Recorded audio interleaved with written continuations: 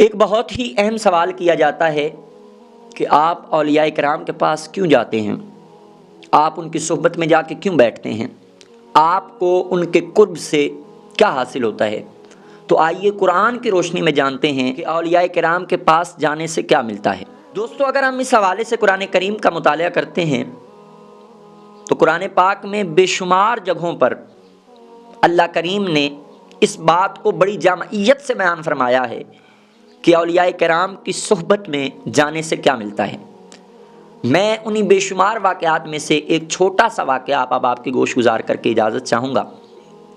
قرآن کریم نے حضرت زکریا علیہ السلام اور جناب حضرت مریم سلام اللہ علیہ کا ایک واقعہ بیان کیا ہے۔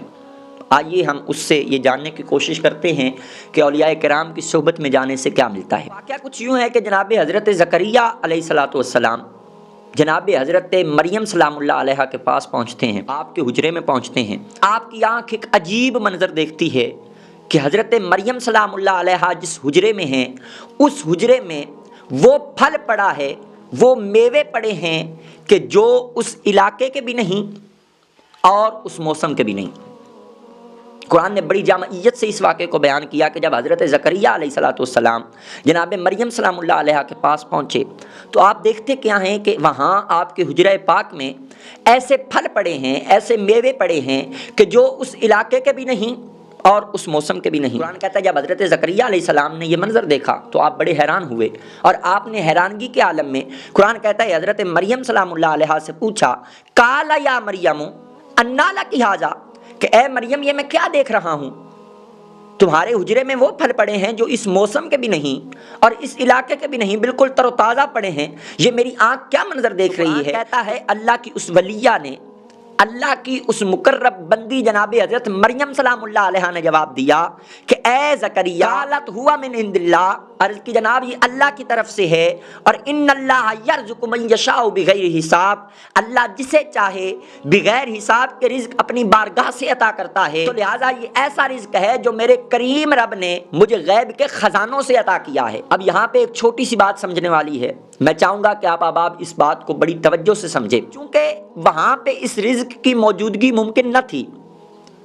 جناب حضرت مریم سلام اللہ علیہ کے حجرہ پاک میں اس رزق کی موجودگی ممکن نہ تھی۔ اگر یہ چیز انبیاء سے ظاہر ہو، یعنی کسی نبی سے ظاہر ہو، ایسی چیز جس کا ہونا ممکن نہ ہو،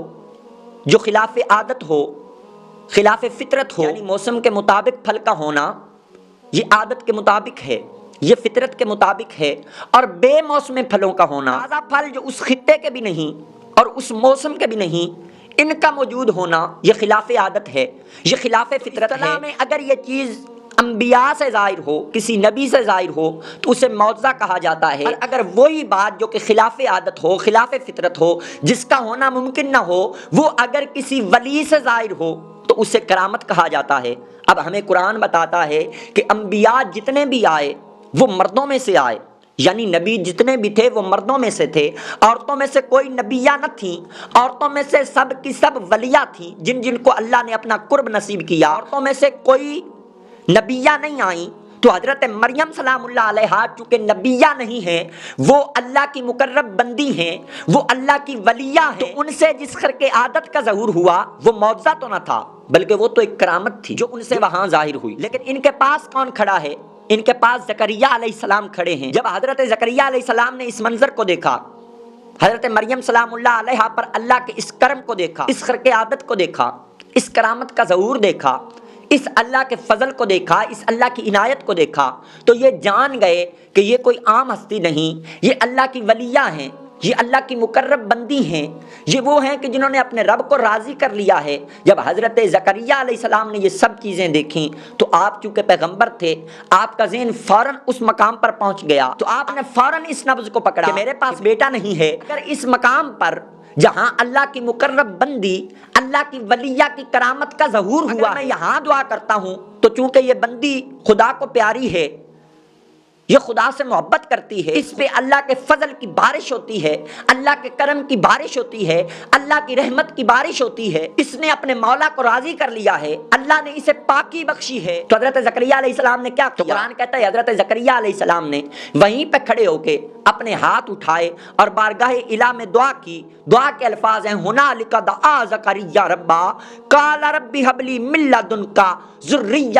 طیبہ، کہ اے میرے مالک میں تیری بارگاہ میں اپنے لیے ایک پاکیزہ اولاد کا سوال کرتا ہوں۔ جناب زکریا علیہ السلام یہ دعا کر کے محراب میں پہنچتے ہیں، محراب میں فرشتہ وہی لے کے آ جاتا ہے اور عرض کرتا ہے کہ اے پیغمبر، اللہ کریم نے آپ کو بشارت دی ہے، اللہ آپ کو ایک علم والا بیٹا یحییٰ علیہ السلام عطا کرے گا۔ گویا آپ کی یہ دعا قبول ہو گئی۔ اب یہ بات سمجھنے والی ہے، یہاں پر کسی ولی کی، کسی نیک بندے کی، کسی نوازے ہوئے بندے کی، کسی مقرب بندے کی کرامات کا ظہور ہو جائے، وہاں مانگی ہوئی دعا عرش الہی پہ فوراً قبول ہو جاتی ہے۔ جناب حضرت زکریا علیہ السلام نے جناب بی بی سلام اللہ علیہا مریم کے حجرے میں کھڑے ہو کے دعا مانگی کہ یا الہ مالک مجھے